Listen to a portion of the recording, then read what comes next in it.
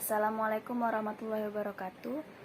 Perkenalkan, nama saya Adinda Intan, NPM 2271020069, Prodi Sistem Informasi, kelas 1C, mata kuliah Algoritma dan Struktur Data. Dosen pengampu Bapak Mezan El Khairi Kesuma, MTI. Baiklah, di sini saya akan menjelaskan tentang apa itu flowchart. Flowchart dapat diartikan sebagai penggambaran secara grafik dari tahapan atau urutan penyelesaian masalah yang terdiri atas sekumpulan simbol. Pengertian lain dari flowchart yaitu diagram alir atau sebuah jenis diagram yang mewakili algoritma, alir kerja, atau proses, yang menampilkan langkah-langkah dalam bentuk simbol-simbol grafis dan urutannya dihubungkan dengan panah.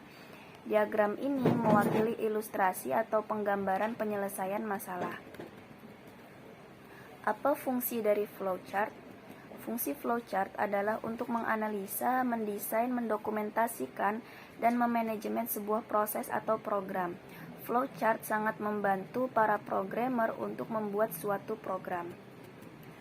Secara umum, fungsi flowchart atau diagram alir adalah untuk memberikan sebuah gambaran alur pengerjaan atau proses. Proses digambarkan melalui bagan-bagan atau simbol agar informasi yang disajikan lebih mudah dipahami. Tujuan dari flowchart. Tujuan flowchart yang pertama yaitu menggambarkan suatu tahapan penyelesaian masalah atau program yang ada menjadi lebih terurai, rapi, dan mudah dipahami dengan simbol-simbol standar. Yang kedua, untuk membantu menentukan apakah langkah yang dibuat sudah logis atau tidak, sehingga mempermudah dari debugging atau error akibat proses yang belum tepat atau langkah yang tidak tepat. Yang ketiga, menjadi dokumentasi. Dengan adanya dokumentasi akan mempermudah menjelaskan kepada orang lain tentang penyelesaian masalah atau program atau aplikasi yang kita buat. Jenis-jenis flowchart. Yang pertama, flowchart system atau sistem flowchart. Flowchart system atau bagan alir sistem adalah bagan yang menunjukkan proses atau tahapan pekerjaan di dalam sistem yang sedang berlangsung secara menyeluruh. Flowchart ini menguraikan urutan dari setiap prosedur dalam suatu sistem. Urutan pekerjaan digambarkan secara mendetail dan menyeluruh. Yang kedua, ada flowchart dokumen. Flowchart dokumen disebut juga flowchart formuliran, adalah diagram alir yang menggambarkan proses dari laporan dan formulir lengkap dengan tembusan-tembusannya. Simbol-simbol yang digunakan pada flowchart dokumen sama dengan flowchart sistem. Yang ketiga ada flowchart skematik. Skematik flowchart hampir sama dengan flowchart sistem.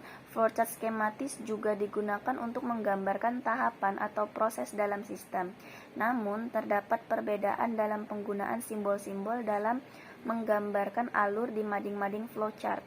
Flowchart skematik menggunakan simbol-simbol yang ada pada flowchart sistem dan gambar-gambar komputer serta peralatan lainnya guna mempermudah dalam pembacaan flowchart. Sayangnya, pembuatan flowchart skematik memakan waktu lebih lama. Jenis flowchart yang keempat yaitu flowchart proses. Flowchart proses lebih banyak dipakai di sektor industri, khususnya bagian produksi dan juga analis sistem. Flowchart proses berfungsi untuk melihat prosedur dalam suatu proses produksi. Flowchart ini juga sering digunakan untuk melihat jarak dari langkah satu ke langkah yang lain, lengkap dengan time proses yang dibutuhkan. Yang kelima, flowchart program. Flowchart program atau program flowchart. Flowchart program adalah bagan alir yang menggambarkan tahapan dalam proses sebuah program. Flowchart program merupakan tulisan dari flowchart system. Flowchart ini digunakan untuk memudahkan analis sistem dan programmer dalam memahami suatu program. Flowchart program terdiri dari dua, yaitu flowchart logika program, program logik flowchart, dan flowchart program komputer terperinci, detailed computer program flowchart. Simbol-simbol dari flowchart. A. Simbol direction, B. Simbol proses, C. Simbol input. A. Simbol direction. Yang pertama, simbol arus atau flow direction symbol. Flow direction symbol arus atau yang biasa disebut dengan connecting line adalah simbol yang digunakan untuk menghubungkan simbol yang satu dengan yang lain. Simbol ini digunakan juga untuk menunjukkan garis alir dari proses. Yang kedua, simbol penghubung, on-page connector symbol. On-page connector symbol adalah simbol digunakan untuk keluar masuk atau penyambungan proses dalam halaman yang sama.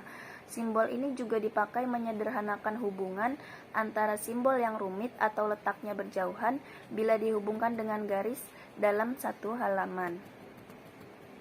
Yang ketiga, simbol baris penghubung, off-page connector symbol. Off-page connector symbol adalah simbol yang berfungsi untuk keluar masuk atau penyambungan proses pada lembar atau halaman yang berbeda. Simbol ini juga dipakai untuk menghubungkan simbol dalam halaman berbeda. Label dari simbol ini dapat menggunakan angka atau huruf. Yang keempat, ada simbol garis alir atau flow line symbol. Flow line symbol berfungsi sebagai tanda untuk menunjukkan bagian instruksi selanjutnya. Simbol ini digunakan untuk aliran proses suatu algoritma. Yang kelima, simbol anotasi atau annotation symbol. Annotation symbol berisi catatan agar mudah dimengerti isi atau tujuan algoritma atau untaian data yang akan diproses. B. Simbol proses. 1. Simbol proses atau processing symbol. Processing symbol berfungsi untuk menunjukkan pengolahan yang dilakukan oleh komputer. Contohnya, pada bidang industri, khususnya proses produksi barang. Processing symbol menggambarkan kegiatan inspeksi atau yang biasa dikenal dengan simbol inspeksi. Yang kedua, simbol kegiatan manual atau manual operation symbol. Manual operation symbol berfungsi untuk menunjukkan proses pengolahan yang tidak dilakukan oleh komputer. Yang ketiga, simbol titik terminal atau terminal point symbol. Terminal point symbol berguna untuk menunjukkan suatu permulaan, start, atau akhir, stop dalam suatu proses kegiatan. Yang keempat, simbol keputusan atau simbol decision. Decision symbol berfungsi untuk memilih proses berdasarkan kondisi yang ada. Simbol proses terdefinisi atau predefinite process symbol. Preparation symbol adalah simbol yang berfungsi untuk mempersiapkan penyimpanan yang sedang atau akan digunakan sebagai tempat pengolahan di dalam storage.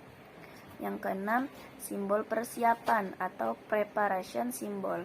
Preparation symbol berfungsi untuk pelaksanaan suatu bagian, subprogram, atau prosedur.